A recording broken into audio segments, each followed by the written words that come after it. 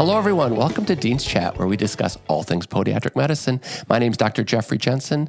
I'm the host of the Dean's Chat podcast and the dean at the Arizona College of Podiatric Medicine. Once again, I'm joined by my co-host, Dr. Joanna Richey. Hi, Jo. Hey, Jeff. Great to see you as always.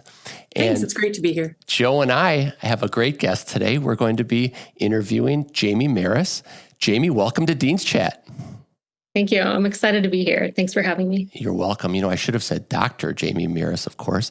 But we're informal here on Dean's Chat. And if it's okay with you, Jamie, let's go first names. Jamie, Jo, and Jeff. Perfect. All right. Thank you. Well, thank you so much again, Jamie, for agreeing to take some time out of your day to kind of chat with us a little bit about your experiences in podiatry. And then we're going to talk about some things outside of podiatry.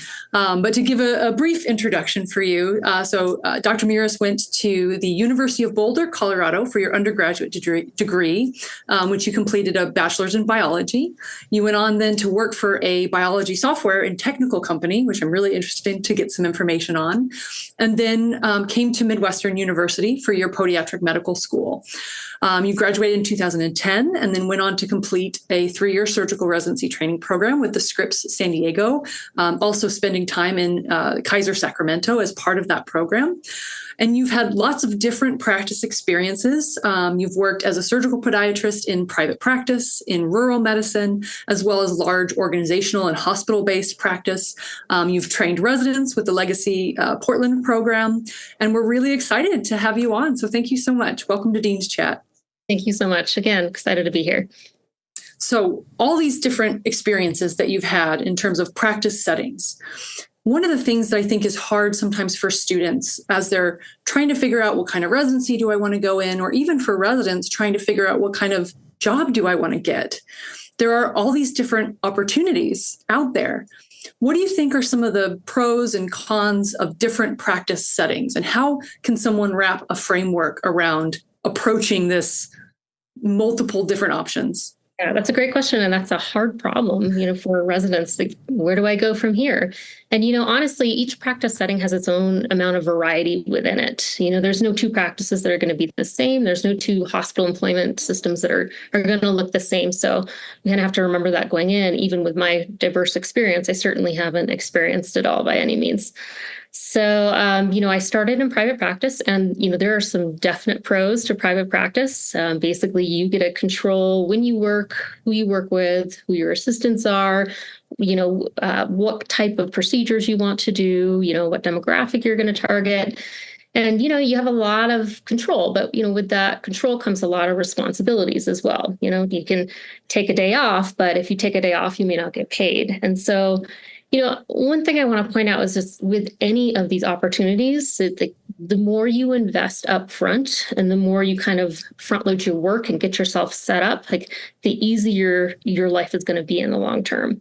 So that's true across the board, is basically just investing in yourself and in your career and in your position to make it a nice, stable, friendly environment. Make sure everything is running smoothly, and that pays back in spades. So private practice, it's great in a lot of ways because, again, you get to basically control your schedule, go to your kids' games. For me, go run a race and wherever, but the investment of time, especially up front, and setting up everything administrative and making sure you market and make sure you're attracting patients and getting that patient load that you need in order to sustain yourself. I have a friend who runs a successful private practice, and she said, for the first couple of years, she just basically had to become an expert in coding because it's not going to get done otherwise. So you just need to take the pieces of the practice apart and make sure each one is assembled so that you can move forward. Other than that, the sustainability of a private practice seems to be fairly good long term. Once you've made your position and you've got your patients, my friends that have stayed in that route were pretty happy. And I was very happy when I was in that role as well. It's just, once it becomes self-sustaining, it's fantastic. And I think the burnout rate is a little bit lower long-term when you're in a private practice and you're able to control some of those variables. You can choose whether or not to increase or decrease your patient load as needed, as according to what's going on in your life. Another con, though, is that if you don't have partners, then there's nobody there to step in for you when you need to take a vacation. Like, who's going to see your patients? Who's going to follow up on call? Like, who knows?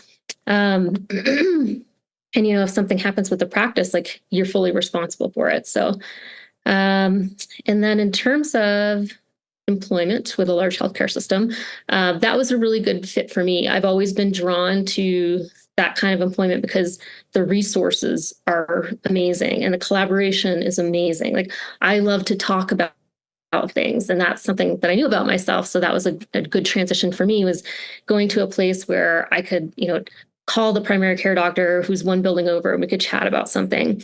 I had, when I was with Legacy, we ran a clinic, and then we were on every day, and then we were also on call for 1 week per month. And, it was just extremely busy, but still great.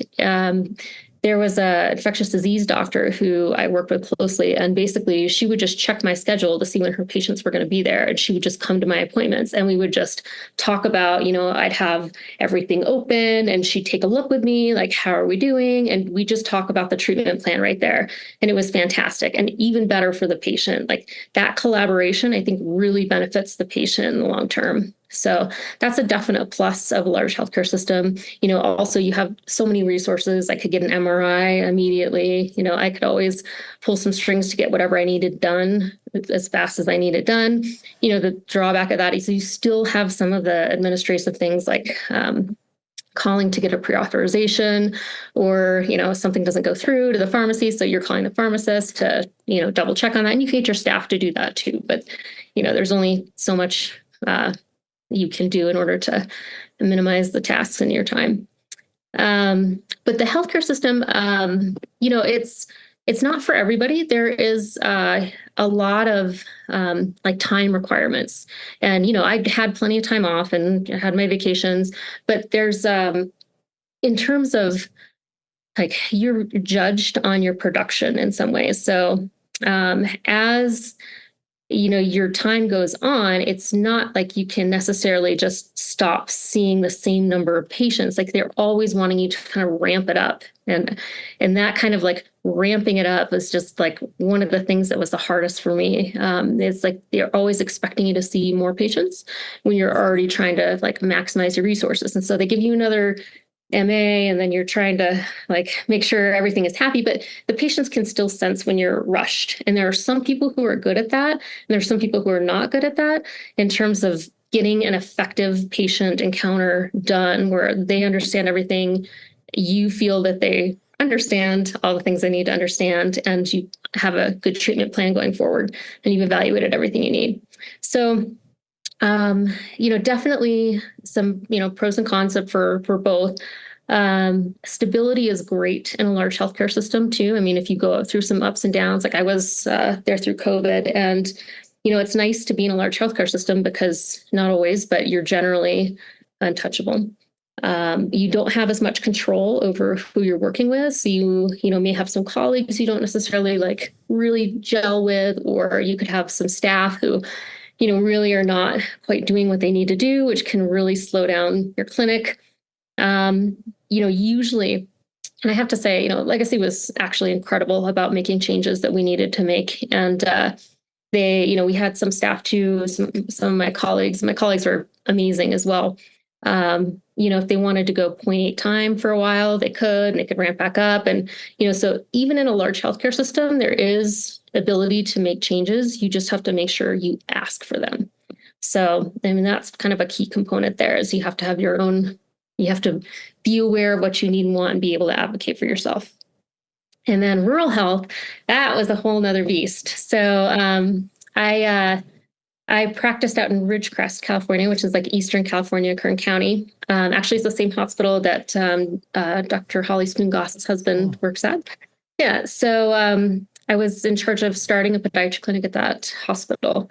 And, I was still, like, within 2 years of being out of residency. So I'm like, I'm not quite sure, but they were extremely supportive, and, we figured it out together. We had a lot of resources. And that was just an incredibly fun, eye-opening experience. Like, rural health is amazing, and you're able to make like such a difference. And I should say that I actually really like being on call at our hospital system too, and we'll get back to that. But rural health, I mean, you have, especially in an area where there's no other providers for like 150, 200 miles, you're getting people who have had a problem for a long time, but they just haven't like dealt with it because they haven't had the resources, or they haven't been able to get in to see you. So they don't come in to see you until it's bad. And there's a lot of like really interesting pathology. The drawback to that is that a lot of times you're the only one in your specialty. I was the only one out there, and my orthopedist was like, not so much on foot and ankles. So it was there were definitely cases that I had to pass along to people with more hands and more experience, since I was pretty close out of residency. But overall, it was just absolutely wonderful to kind of grow that skill set and get all those different experiences. People who are in a smaller community, like, generally know each other. And so the camaraderie is built really easily. And it's actually like adds to the quality of life when you know everybody and everybody's doing, well, and people like really trust you, and they trust that everything's going to get better, and that, you work on the system together. It's like a lot less of that, kind of like urban tendency to kind of like, I want this to be healed immediately right away. There's a lot more just willingness to like, oh, we got to work on this. And there's a lot more education too, which was great for me as a new doctor, just to like really work on explaining how everything works, from biomechanics to wounds to trauma. So that was a lot of fun. I really highly recommend rural health, not only as like an incredibly great experience, but also it's just such a great way to give back. And it's very rewarding. And, like, the resources are fairly low. And with your experience, you can kind of reach in and grab more tools out of the bag to kind of help fix things. And just the gratitude is fantastic. So those were my experiences thus far. I would say also with you can be on call like as an independent doctor, or as, when you're working with a large healthcare system. It's, again, something that you may like, you may not like. I like to work, honestly. So it was it was fun. And in a way, sometimes when you're stopping and starting things, it's harder to stop and start rather than just to kind of keep going. And on those call weeks, you get in there and you just start and you just don't stop for the entire week. And you're just like, it's not, and you're on the entire time. And like, that's another just great feeling that you can provide that service, and then you can give that care and like coordinate so many things and promote the healing and help the patients, and it's and work with your team and have your residents learn. I mean, that's just like a wonderful experience as well. But then again, it will, it does make you tired at times, and it does need to be balanced with, sleep and your other life activities in order to be a healthy part of work. Jamie, sorry, Jeff, go ahead. No, go ahead, Joe. That was a really nice kind of transition through those different opportunities. And I think a couple themes that you had kind of mentioned, we kind of highlight on a couple of these different episodes. It's so hard to figure out what's right for you, especially in the student level when you don't know what you don't know yet. But if you can start kind of identifying certain traits about yourself or aspects that you think, hey, I grew up in a small town. I like that kind of a community. I like that camaraderie of like, everybody kind of knows everybody. Or I like to be in a big city. That's what I've never had, and I really want that experience. I like the idea of showing up to work and all I have to do is my job, and I don't want to deal with administrative burden and, running a business. Again, it kind of helps people figure out which columns maybe they want to go into. And I like that you highlighted too, the idea, there's almost an unlimited upside potentially with a private practice. But with the trade-off of that, I love that you said responsibility, right? If you decide to take 2 weeks off to go on vacation, you don't get like vacation pay, right? Like you have to figure out how your office is going to run, how, like what's going to happen when you're gone. And if you don't have a partner or a colleague, what's going to be the state for your patients? Who are they going to contact? So it's trade-offs. Everything in life is a trade-off. And it's not necessarily that one situation is better than another. They're just different. And so what does your personality type kind of need or want?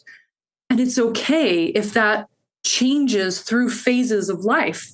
It's okay to say, hey, this was great and I loved this experience, but I'm ready for something new, or I want something new, or I need to move to be closer to family. And it presents this new opportunity. So kind of in this idea of phases of life, what are your thoughts about flexibility or adaptability, being willing and able to pivot with life? I obviously think that's super important. I mean, I've pivoted, a few times now. But I would first say, like, I wouldn't actually choose to pivot as your first step. I think your first step is just awareness, awareness of like, is there discomfort, or is there something I'm missing, or, where are your priorities? I mean, going back to what you were talking about, like residents figuring out where they want to be. I mean, what's essential is just like a good understanding of yourself, like where you are now, where you want to be in 5 or 10 years. And, asking yourself some like really honest questions about what are my priorities, like what are the things that, I want to invest in my time and my resources in now versus later. And how do I want to plan this out? I had a doctor at Scripps during residency, and, all of us, I think he was actually infectious disease too. And we were, all bumbling around behind him. And, he's got this house on the beach in San Diego, this castle. And we're all just like, how do we become like you? And he said, you don't just accidentally become rich. Like it's something you plan for. You have to make sure, you have to be diligent about it. And, that's the same thing with anything, like any goal that you have in life. Like it's not going to happen on accident. You have to plan to make yourself happy. And part of that understanding is like, who am I? And like, what situation is going to make me the most successful? Am I somebody who really wants to just be in the OR and slinging it out all the time? Am I somebody who just wants to do, more research? Am I somebody who, wants to, like, I'm really good at hamming it up with like my residents and, the other attendings? Like there's a place for everybody, and there's not just like one solid fit. So, starting from there, that's kind of the basis for when you decide you want to pivot or adapt. And, the first part is, understanding yourself, your priorities. The second part is just, I would say, being aware of the observation, or, awareness of your observations, but also just like your own reaction to those observations as well. So what within yourself is uncomfortable, and is that something that you want to change, or do you want to change your situation? And then, I think a really important part of this process is just like focusing on the positive, like focusing on the positive, what's in front of you, like gratitude towards, what you've already got right in front of you. Because, when you decide to make this change, like the change is not going to be perfect in the end. Like nothing's ever going to come out cookie cutter to what you planned, but you need to be aware of, which components you want to focus on. So, and I would say, embracing that, finding the silver linings, finding your positivity, beyond that, if this is just like this is something that needs to change, or in my case, a lot of tendency towards, I need to grow, like from a private practice perspective, I was like, I need to do more than I can do within this environment. And so I took the rural health job. And after I've been in rural health for a while, it was fantastic, but it was also I need to grow again. And I need to work with other people so that I continue to build on my own skills and have that collaboration that I wanted so much. And so that's the change there. And I also, don't necessarily, as you said, you're going to have different seasons throughout your life where the different things are appropriate. And that's totally fine. And that doesn't make you any less successful if you decide that you want to not be, a full-on 24/7 surgeon for, the rest of your life. That's fine. And it works for some people. It's great for some people. For other people, you're going to have times where you want to do more, you want to do less. So in terms of, adaptability, I think, finding your priorities and then focusing on the key components and then making the changes that are going to help you, whatever person you are, become the most successful with your skill set and with your strengths. Go there. Jamie, if you ever decide to pivot again, I think there's a career coach in your future. Well, I hope so. Thanks. No problem. I have a couple just observations. I was in private practice for 17 years. And one of the things I enjoyed, and I think what kept it really interesting, was I did a lot of clinical trials and we did some NIH grants. But I know exactly what you're talking about. I took 3 weeks off once to go climb Mount McKinley. Nice. And it was it was a life highlight, right? One of the great things I've been able to have the opportunity to do. But the cost wasn't the cost of going on the trip. The cost was what you gave up by being out of the clinic for 3 weeks. Yeah. And I would do it again in a heartbeat. But I think that is one of the challenges, as you mentioned, about private practice. Because once you're in an institutional job, you accrue vacation while you're on vacation. So it's a different world for sure. Absolutely. That's a nice segue into some of your other sides of your life, Jamie. So not only are you a podiatric surgeon, but you're also an outdoor enthusiast, which we'll talk about, and also a flight instructor. So you can pick which one you want to start with. So, talking about who we are and what we want to do, lawyers get a sabbatical every 10 years. And at some point, I pretty much decided that I was going to take a sabbatical. And so for flying, I've always wanted to fly. I actually wanted to fly when I was in high school, and I trotted myself up to the flight school, and they said, no, you are too short, which was a lie. But needless to say, as your life goes on, you have goals that you achieve. And one of those goals for me was learning how to fly. So about 2021, my general surgeon, in this group or in this large healthcare institution, we're all grouped together. So my general surgeon, who's right next door to me, his wife is taking flight lessons, and, we're all friends. And I was just like, oh, tell me about it. And she's like, Jamie, you just need to take flight lessons. And so I said, okay. So I headed on down there and I started flight lessons. And it took me about a year and 2 months to get my private pilot's license. But working, trying to fly in the mornings and trying to fly at night and trying to, work it in. But, I think it's absolutely important that you take the time to do the things that you want to do with your life. And for me, flying has always been one of those, big goals. And I think it's common, actually, it's very common for doctors to want to fly. During flight school, they have these videos you have to watch for safety. It's usually about crashes. And I would say about half of them start with, this doctor was flying the airplane to his destination. And then, so it was nice for me to be able to take the break to actually invest the time to become very good at something I've always wanted to do. So now I'm a flight instructor, which is great for single, multi, and or instrument flight. It's been absolutely fantastic to just be in that learner seat again and to have to just be completely open to everything that's coming your way, and a lot of the people that I'm taking lessons next to are in their 20s and, they don't care. It's great. Just to see and remember that everybody learns in different chunks. And, my learning is not any different, even though I've, got an advanced degree, I still have to learn all the little pieces together. And, flight school is, pretty structured, and just the process is definitely made me think so much about training residents and just the ways we learn and how you teach a process and how you teach safety and, awareness and, communication.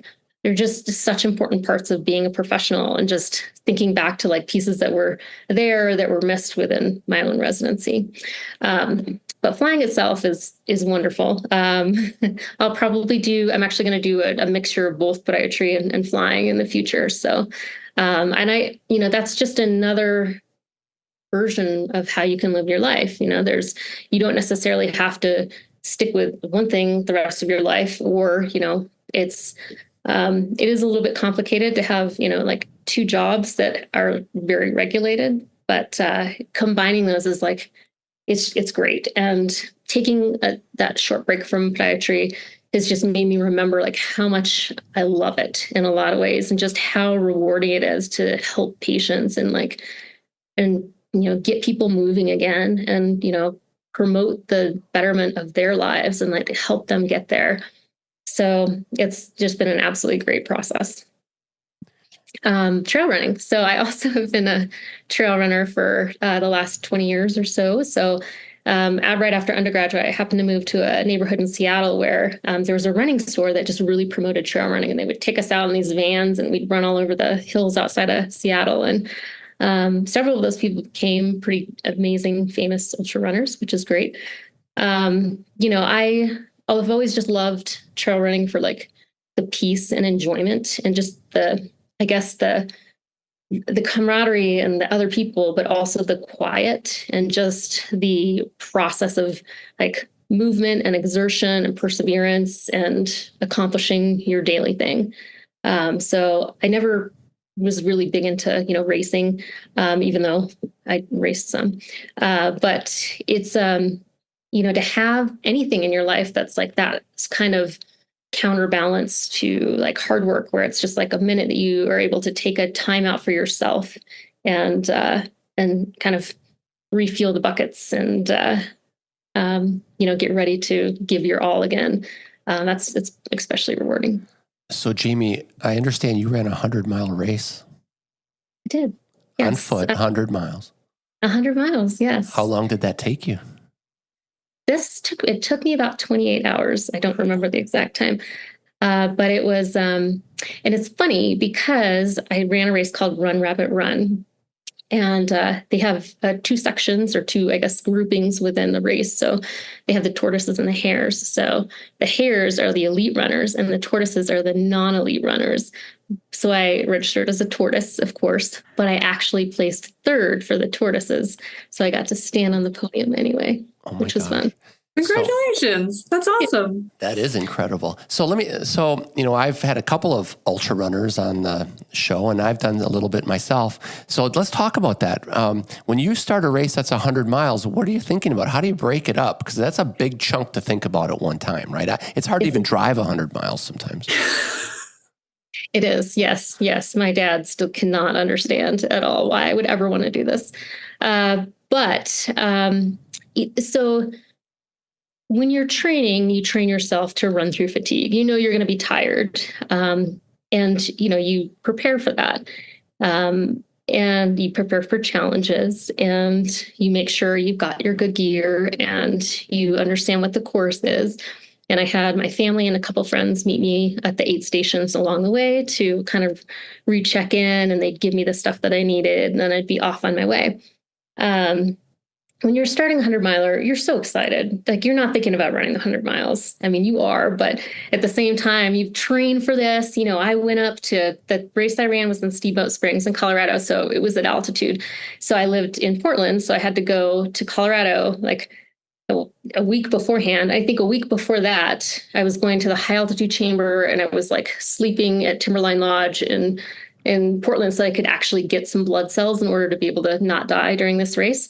So, I moved there a week ahead of time, and I've got like everything completely packaged out into like exactly what I'll need for each aid station. And I've got the chart of like where I'm going to be at what time, or what's the range I'm going to be there. And I've handed that off to my friends and to my family. And then you just rest. And when you start the race, this particular race, you start by running up a giant ski slope, like not just the first one, but the second one too. And so you're running up that hill, and you're like trying not to run because you've got a long way to go, but you're also just like so pumped and so ready to go, and just so ready to just get it. And it's beautiful summer day, and, you're starting in the dark, and, the sunrise comes, and, you're there with like a grouping of people, like just hiking up this mountaintop, just to the very top. And, you chat with people, you meet people, and it's just a fantastic, amazing experience. Do you use a strategy? Like, do you walk sometimes versus run sometimes? How does that work for you? Yeah. So, my strategy it just depends on where I'm at in training, but you generally my one rule is don't do anything on the downhills that's going to ruin your flats, because you can run some of the uphills, but mostly you're just going to be hiking those. Sometimes you take poles. I can't even remember if I don't think I took poles for this race, but you can use those to kind of power hike up. But you're going to get up that mountain one way or another, whether you're running or hiking or walking. And then the flats, you just kind of stay at your comfortable pace. There's the red line pace where you can feel you're really pushing it in your body. And then there's the green line where you're like, this is way too easy. So you just want to be comfortably in an exertion zone. A lot of people use heart rate, and I don't. I could always, since I've been doing it for a long time, I could just feel where my body needed to be in order to be able to go for long periods of time. And then so you run up this giant ski slope, and then you meander around the top, and then you're in these alpine meadows, and it's just it's kind of Disneyland for trail runners. It's beautiful. There's flowers everywhere. They're just it's gorgeous. And you wind through, and then you go through your first aid station. And at this point, you're just trying to deal with the altitude, because now you're at 11,000 feet, and just making sure if you've prepared well, then you're able to kind of keep going. But sometimes you have to just slow it down and let your body catch up. You go through the aid stations, and at first, you're so pumped, and you're just need nothing and just whiz through. And you're still kind of, aware for females, or I'm sure males at the front, you're just aware of the other people in your environment. Am I going to race this person later on? And, or just making friends as you go, just chit-chatting with everybody, which is super fun. And everybody's always so supportive. And then you get down to the first aid station where you can see your family, and, everybody's going, wild as you go through, which is, there's a lot of trail races are actually pretty well supported and attended these days. So there was a line of 7 people back on that first aid station when I went through, just all screaming and yelling. And, you're just kind of okay, get your piece of watermelon and then check on out. And then, but that's it's just you were by yourself for a while, and then all of a sudden you've got this big rush, and then you're pumped and ready to go, and you run back up the hill or mountain, and then you kind of go through various aid stations. And of course you get tired, but A, it's beautiful, and B, you kind of signed up for that. So, you're going to get tired. And part of it is just the challenge of the perseverance. You can have pacers in a lot of these races. I picked up a pacer, my friend Nevin, at mile 40, I think 45, because I was going to wait, but then I saw a mountain lion, so I figured I should probably not run alone. So, so we went, there's, a little section, and, at this point, it's totally dark. So you're running around these trails in the dark, try not to trip, and just kind of try not to make sure you're staying on course, which is properly flagged. And you get to this top of the mountain, and then there's an aid station that's basically having a party. They've got burritos and enchiladas and ramen. And then they've got all sorts of drinks and music going, and, people dancing. And it's definitely a lift. And then you just keep going from there. So people listening to this podcast are probably thinking, what do you eat? Or do you eat, right? Yeah, well, you definitely eat. You should eat quite a bit, actually. Depends on, who you are and what you need. I need about, 300, 400 calories an hour. And you do that by, at first you do that with gels and normal things that you do with running a marathon. And then your body is just no more of that. Your stomach starts to change, and you just can't stomach any Cliff Bar or anything else that you've got on your body. So the aid stations have, actual real food. So, or your own crew will provide you with real food, things like, anything that's sort of easily digestible, like rice. like rice packets. There's actually like an entire book called Portables that Scratch Labs or Alan Lynn wrote, which is great. But you basically like have, food that's easily digestible and has like some protein in it that's going to keep you going. But the aid stations, anything. Ramen is great. Pancakes, peanut butter and jelly, burritos. At that point, like you are going for such a long period, like 28 hours, you're not stopping. So you have to keep refueling, otherwise your body is going to quit.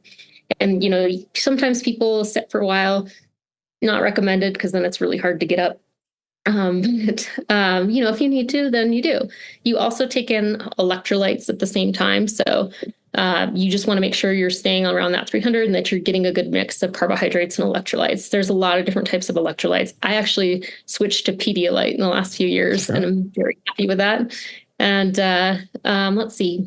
And there's, a lot of good books out there.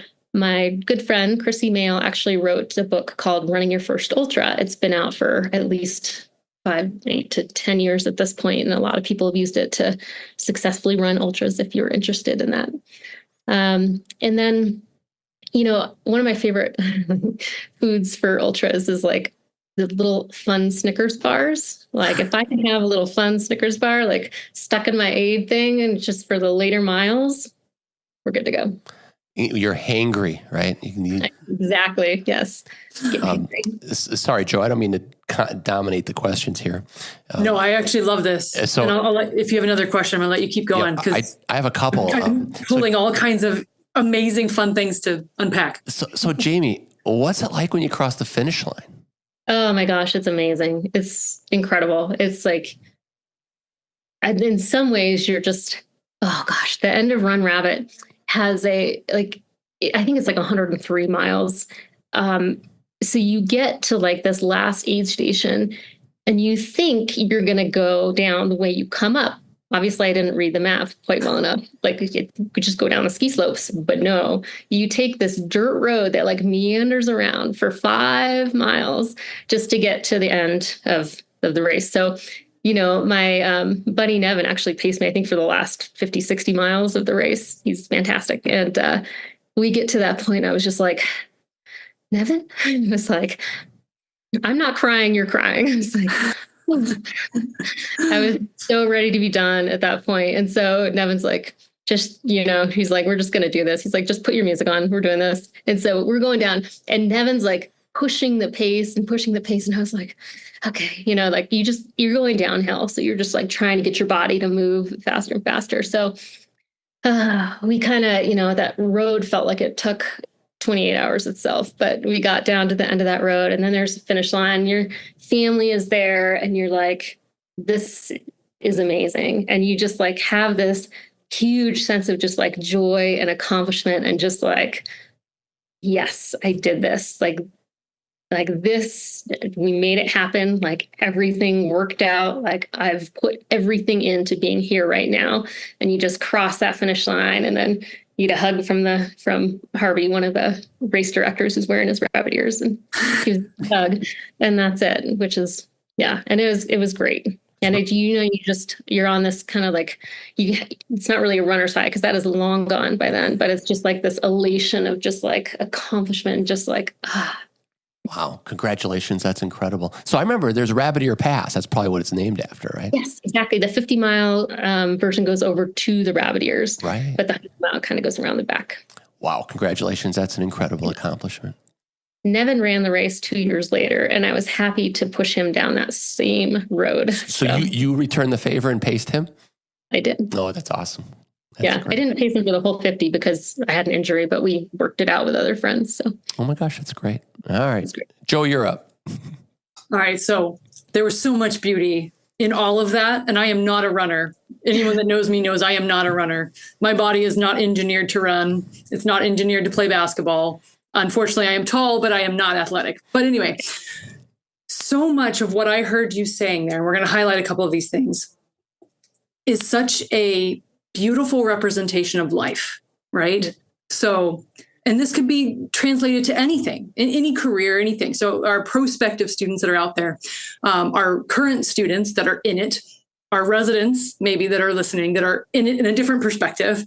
And then our colleagues all in their early phases of career, mid-career, and maybe end considering second phase of life, right? Every single stage of life or phase of life, season of life, I think can pull important points that you highlighted there. So the first one, excitement, right? You come into it, you are gunning, right? You're really excited.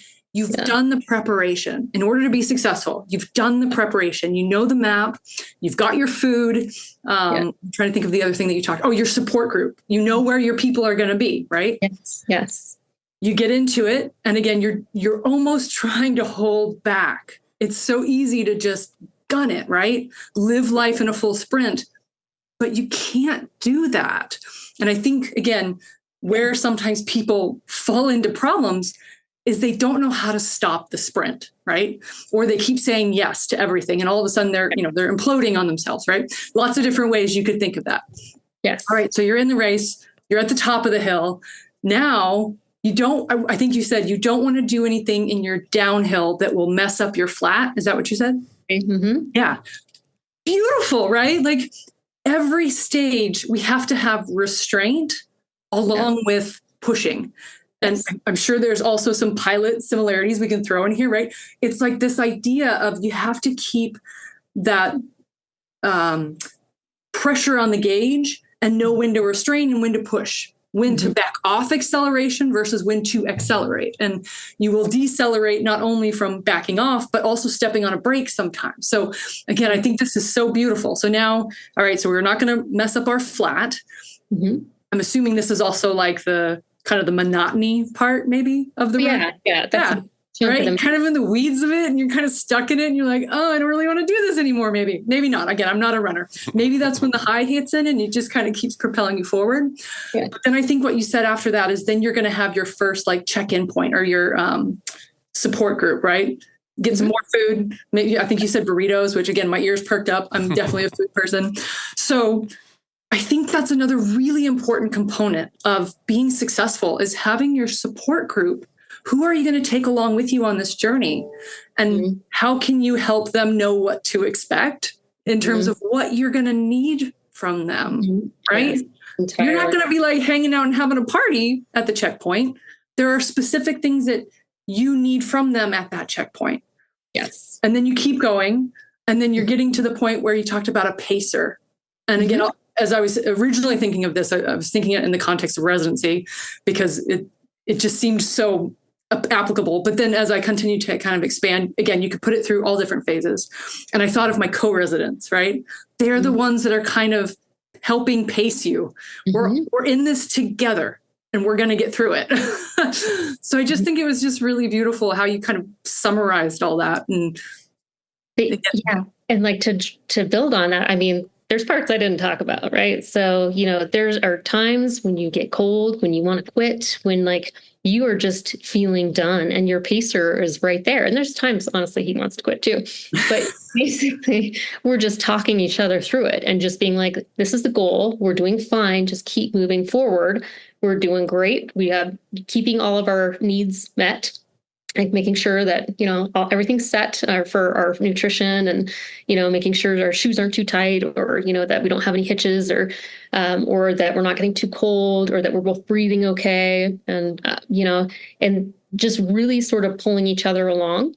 Part of it is always going to be in your own mind. Like you're just like stuck in your own, can I do this? Can I even get up this hill? Like I'm so tired at this point. Yeah. And at that point, like your pacer can say some encouraging words, but you got to dig deep in yourself and be like, I'm right here at this point. Like it's going to go forward or not, and all I have to do is just keep taking that step, keep doing that like daily bit to make sure everything is, and there's parts where you're a little better. There's part where you're a little worse. There's part where it's like absolutely beautiful. There are parts when you're laughing. There's parts when you're like done. But, you just find your own techniques for getting through and making the most of it, enjoying it as much as you can. Yeah. So I think very much just like life, like you have to, you've chosen your goal and you're going to move towards it and you're going to keep making sure that you're okay. Your needs are met. But also taking whatever enjoyment that you can from the scenery and just working through. I love that. Jamie, I've got a fun story for you. One of my buddies years ago was running Western States, and he asked me if I'd be his pacer, and I said, of course. I was living in San Diego at the time, so we drove up to Forest Hill, which is where you can pick up your pacers in the Western States 100, and we had a deal beforehand. He says, Jeff, just keep me going, man. Just don't let me stop. And he said he was trying to break 24 hours because he wanted the big buckle and all that. And so I remember we were at about 80 miles. We're at the river, and he's laying on a cot. And I said, Jeff, his name was Jeff also. I said, Jeff, you told me to prod you along, so get out, let's go. And he was not happy with me at all, but I prodded him along. And the pacers are important, right? I mean, he broke 24 hours, and I'm tempted to say we broke 24 hours because I felt like I was part of it, you know? Yeah. And that's a great race. And I'm sure you must have experienced that finish around the track too. Where his kids were there. His wife was there.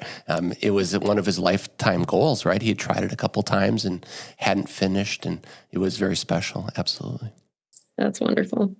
Very cool. Wow. How fun is this? So, Jamie, you're in Leadville, Colorado in January. People don't go to Leadville in January unless something's going on. What's going on?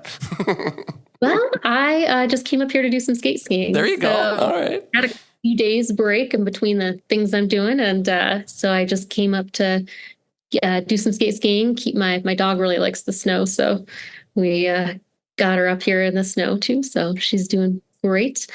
I'm going to make a request, actually, Jamie, when you send us a picture, if you can send a picture of your beautiful dog. Of course. Yeah. She's 10 years old now. So she's, I know. Yeah. But she's doing great. So that's good. Wow. That's so good.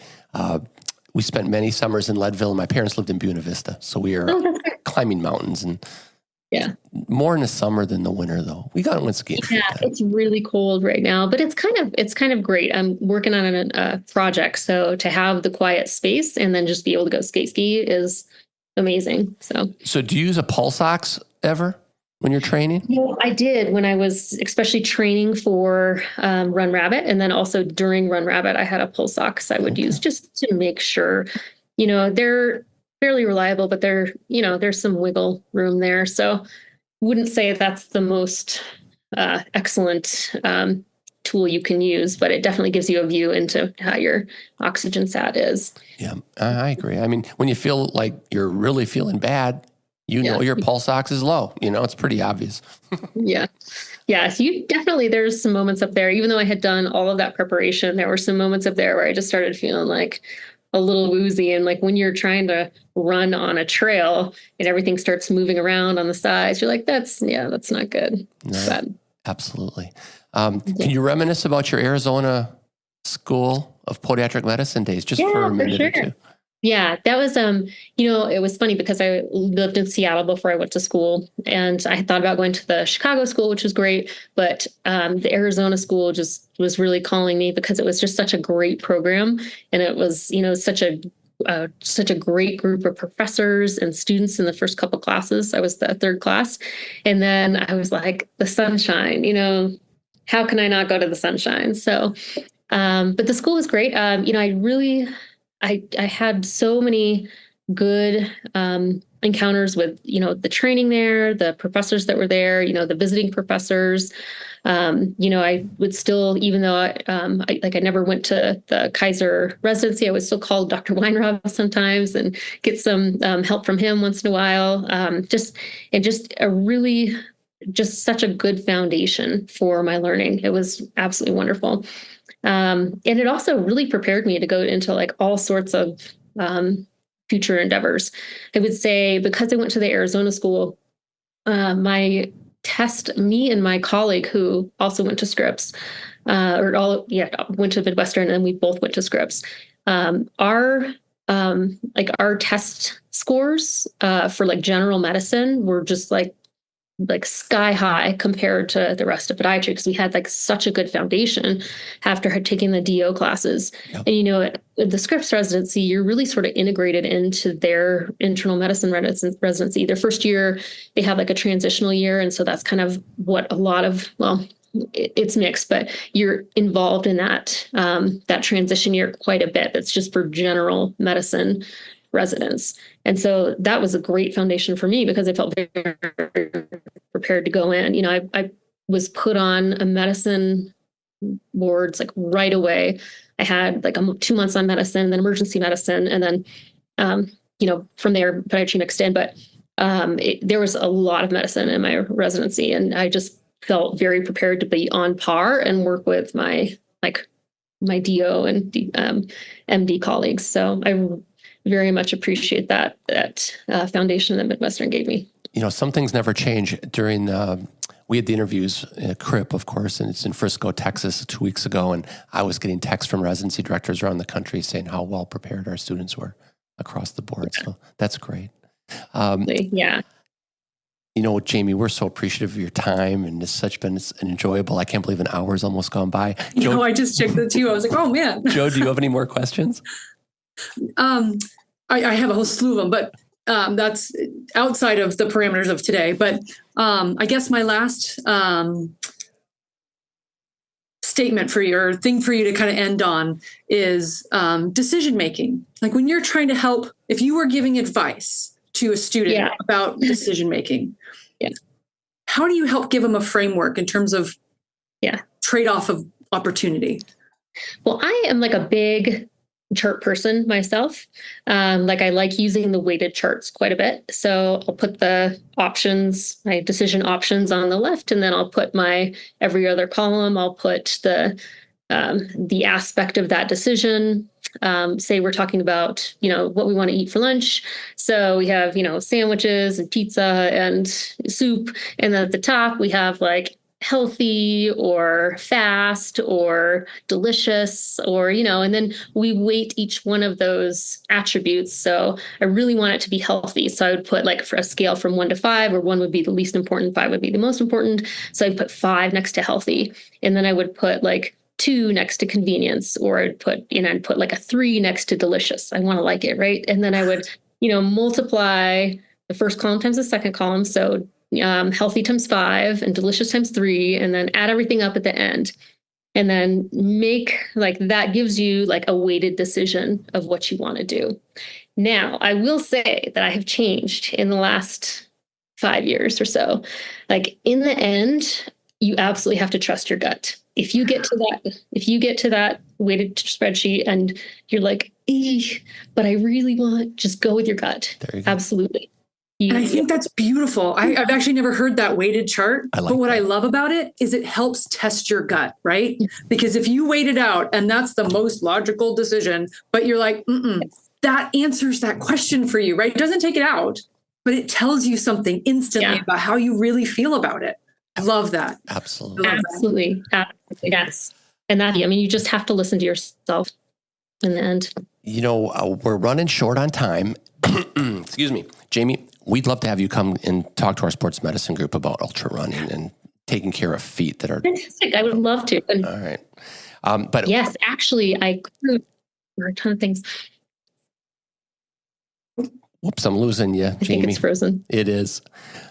But yeah, Jamie, we appreciate you joining us today. And to all of our listeners, if you're listening on Spotify or Apple Podcasts, please give us a 5-star rating.